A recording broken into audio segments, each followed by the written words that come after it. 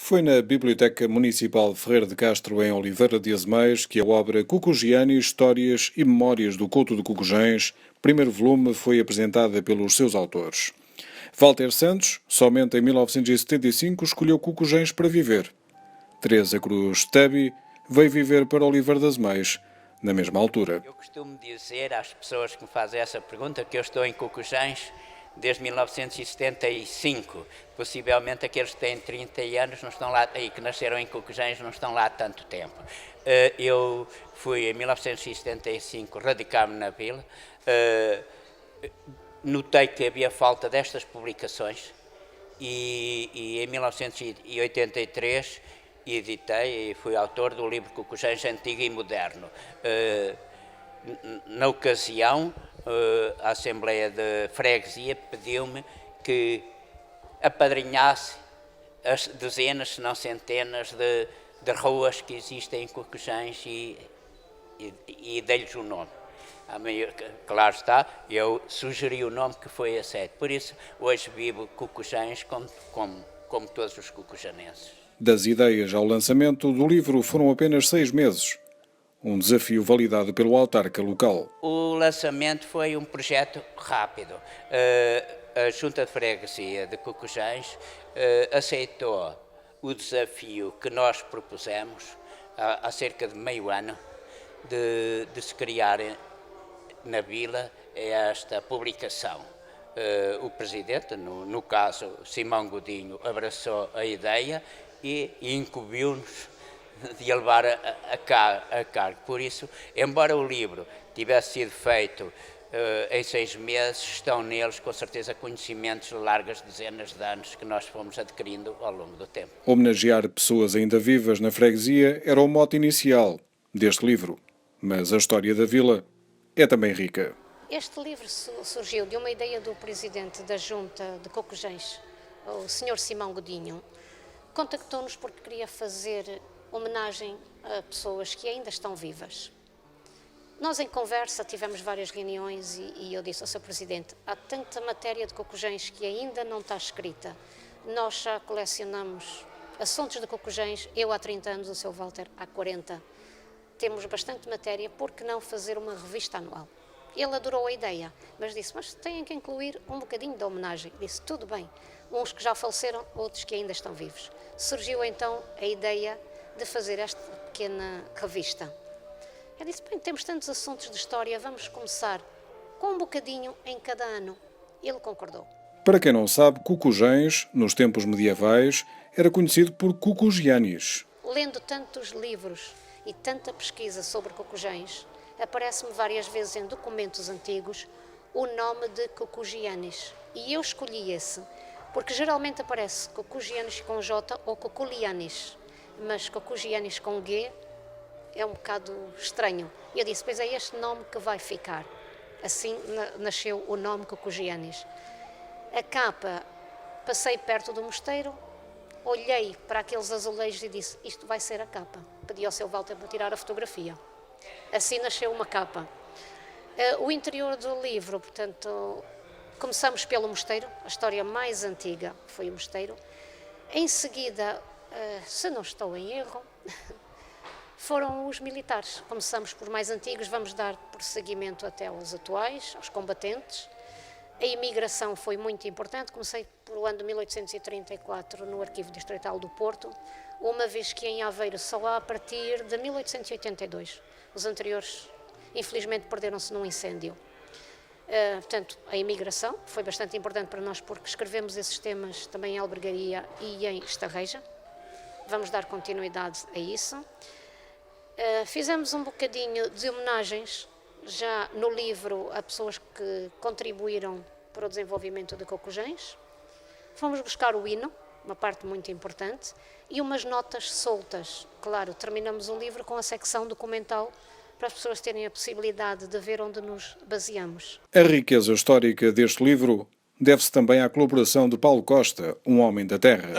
A minha participação no livro começou assim um bocado por, eu ia dizer, por acidente.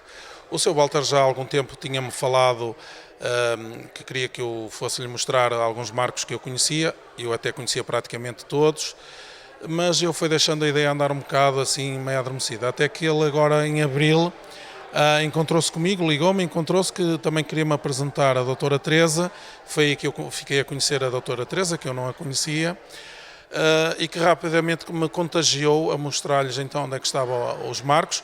Para mim ia ser uma redescoberta porque eu já há 20 e tal anos que não ia, digamos, visitá-los, e então eu aproveitei e fui-lhes mostrar os marcos. Acontece que estávamos já a chegar ao tempo limite deles entregar o trabalho para a publicação e o tempo também não estava a ajudar, estávamos num período de chuva, no mês de abril, e as coisas foram-se arrastando mais uns dias e outros, até que eu, num dado momento, vendo que, digamos que o tempo estava mesmo a acabar, tomei a pulso porque sozinho sempre consigo progredir mais rapidamente e então foi revisitar os marcos todos que conhecia, tirar fotografias, lembrei-me de fazer a georreferenciação para abrir a possibilidade de outras pessoas mais tarde poderem ir ver e saber onde é que são os marcos, para essa informação não ficar, digamos, na nossa mente, na minha, na da Teresa e na do Walter, mas também dar a conhecer às outras pessoas que queiram os conhecer, saber onde é que eles estão e poder ir lá vê-los. E também para servir como, digamos, até para a Câmara, para a autarquia, ter um conhecimento do seu património, porque é um património que, apesar de ser de 1690 e ter já alguma história, estar um pouco esquecido. Eu até contei esta história, ainda agora há pouco, de que estes marcos são muito importantes para nós. Quando havia os campos de trabalho, vinha para aqui muitos jovens de outras grandes cidades, de outros países que têm muita história para contar, têm muitos monumentos, têm muitos edifícios, e nós íamos mostrar-lhes os marcos que conhecíamos e dizíamos às pessoas que estas pedras eram mais importantes, eu costumava dizer que eram mais importantes que a própria Torre Eiffel. Por exemplo, se vinha alguém de Paris, eu dizia, olha, isto é mais importante que a Torre Eiffel. E as pessoas ficavam assim um bocado espantadas e eu então explicava este sentido que aquilo que eu sinto. Se porventura tirarem a Torre Eiffel de Paris, Paris ainda fica com muitos monumentos e com muita história para contar, mas se porventura tirarmos estes marcos de Cocujães, nós ficamos sem nada, ficamos despidos. E então nós temos que nos agarrar exatamente ao pouco património que temos, o caso do mosteiro, este caso destes marcos que são de 1690 e dos de 1788. A participação no livro baseou-se um pouco nisso, dar a conhecer, fazer uma ficha técnica de cada marco e dar a conhecer um pouco da história, porque é que eles surgem na demarcação de Cocujães e dar a conhecer aos cocujanenses e não só onde é que eles estão.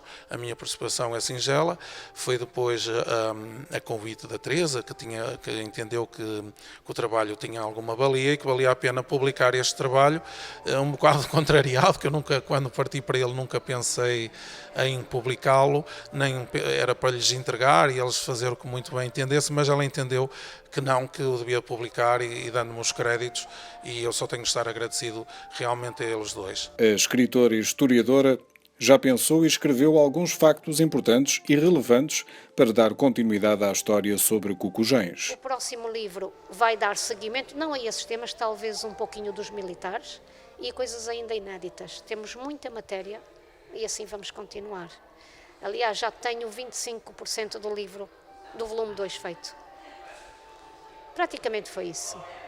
Eu gosto muito de história, andei à procura dos marcos, como disse, cheguei a trepar muros, cheguei a invadir casas alheias, é um crime, mas teve de ser necessário porque são 32 quilómetros de perímetro e eu percorri, e o Sr. Walter, mais da metade, mas adoramos esse trabalho. Não fui aos mais difíceis, porque a minha estatura não dá para andar a pular muito mais, não é? Subir umas árvores, sim, trepar umas sebes também, mas ao fim de tantos quilómetros eu já não aguentava mais. E o Paulo Costa deu continuidade, porque eu realmente já não tinha aquela capacidade, não é? Devido à minha idade também, não conseguia.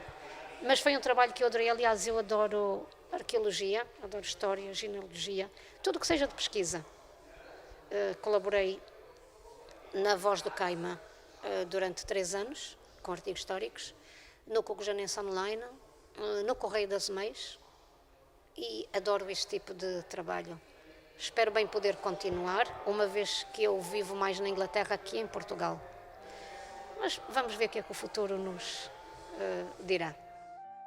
A mensagem é que este livro incuta nas pessoas, especialmente nos cucujanenses, o gosto por conhecerem a história desta grande vila e por que não participar nela. É a mensagem que eu deixo.